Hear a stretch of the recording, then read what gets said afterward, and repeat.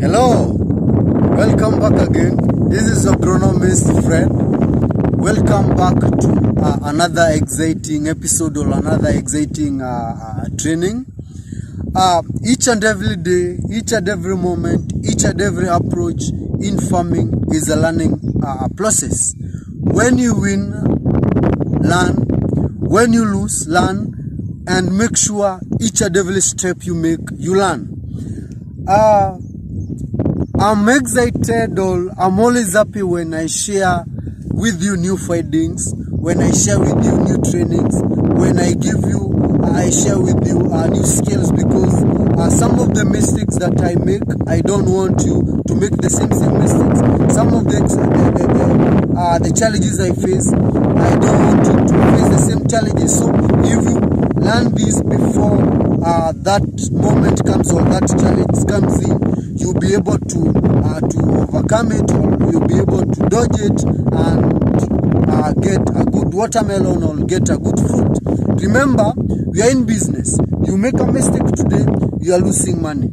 Something happens to your fruit, you are losing money. So I want you to have a swift growing period, to have a swift farming period, so that you can make money and make good money out of this. If you have not watched all the videos I've prepared, very good trainings from land preparation to diseases control, to everything up to marketing in watermelon farming, capsicum, greenhouse farming, and other crops, to mention but a few. Today, or at this moment, I wanted to take you through a very critical problem, dangerous problem that farmers face. They ignore it, but it costs them a lot. And it's a disorder problem. Talking of a disorder problem, what is a disorder? A disorder is not a disease. A disorder is not a pest infestation. A disorder comes in because of two things. One, the weather condition, especially when it's very hot or when it's very cold. Another thing, nutritional problem. Those are the things that causes disorder, either the environmental condition, hot or cold weather, or the nutrient. And all these environmental conditions are associated with one factor, or they have a common factor that make the disorder to occur, and that is water. Because when watering, you either reduce the amount of water, increase the amount of water, or maintain what you are using. If you increase water when it's not necessary, the disorder comes in. If you reduce the water when it's not necessary, the disorder comes in. Now, we start with disorder number one, and that is malformed fruits. A fruit that is not in good shape, that is among the disorder. And we have a very good example, like in this one. Look at this fruit. This fruit on this side, it's very good, but on the other side, there is something that is like pulling the fruit towards the center. And this is a disorder. This is a problem. And this problem can also be seen in another fruit here. You can see how this fruit looks like. On the upper part, the fruit is good, but on the lower side, the shape is not very beautiful, or it's not very good. Then the question remains: what is the problem?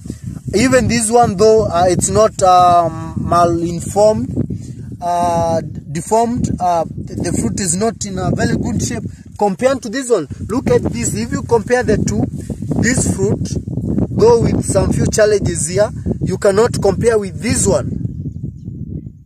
Look at this and look at this. They are two different fruits. So, as a farmer, you should ask yourself, what is causing this, or what is causing the deformity in fruit? And this is simple. This can be caused by two things. One, watering. Irregular watering. Talking of irregular watering, at some point during fruit formation, the fruit, there was no enough water, and due to the stress of less or not enough water, the fruit formed this bad shape. Or else, during formation, the second thing that can cause this, there was less calcium. And less calcium can be caused by two things. Either there is absence of calcium in the soil, or there is less water that is used for uptake of calcium to the plant.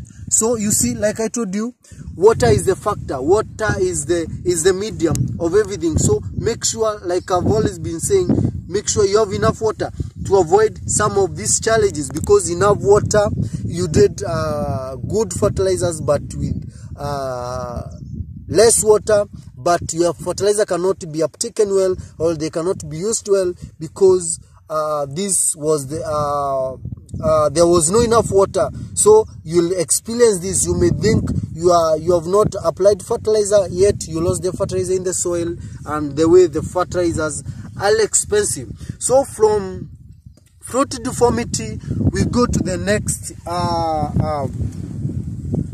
the next problem, or the next challenge, which is usually called blossom head rot, or in short BER. So for blossom head rot, it can also be caused by two things: no water or less water, or a bad watering regime, or calcium deficiency. And how do you know that there is blossom head rot? And what is blossom head rot? How can you be able to identify it? This is what we call blossom head rot. Let me remove the fruit so that you can be able to see it well, because it's already deformed and it has blossom. See, at the lower part of the fruit, what can you see? It's darker at the lower part of the fruit. This is not a disease. This is called blossom head rot. And like I told you, it's brought by two things: either calcium deficiency, or irregular watering, or less watering. So in order to avoid this, apply calcium fertilizers. And in my case, I usually use Yara Nitrabo, which is rich in calcium, boron, and zinc. So apply that in order to avoid this blossom head rot. And from that, you'll be able to curb the problem. The last but not least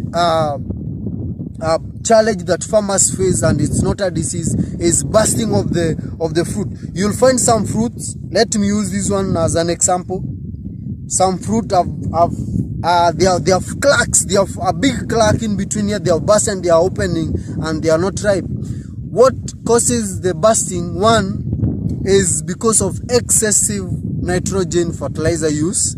Secondly, it's because of low calcium or no calcium in the soil, and also changing of irrigation pattern. If you have been irrigating twice per week or thrice per week, and you have decided to increase water, you may experience that. If you have low calcium intake, low calcium or no calcium intake, you will experience bursting. If you have high nitrogen uptake, you will experience that.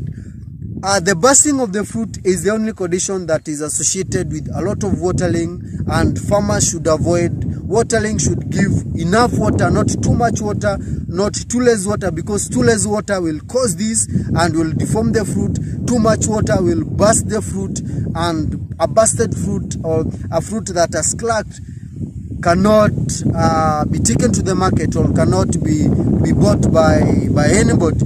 So with those few trainings, with those few notes that I've shared with you, make sure you learn from your farm, also from the notes that I'm providing to you, so that you can be a good farmer, so that you can produce good fruit. Remember, this is business, and we're in business. If you have not subscribed to this channel, subscribe, leave a comment, share, like, invite other farmers to join the group, so that we can continue learning together. Bye.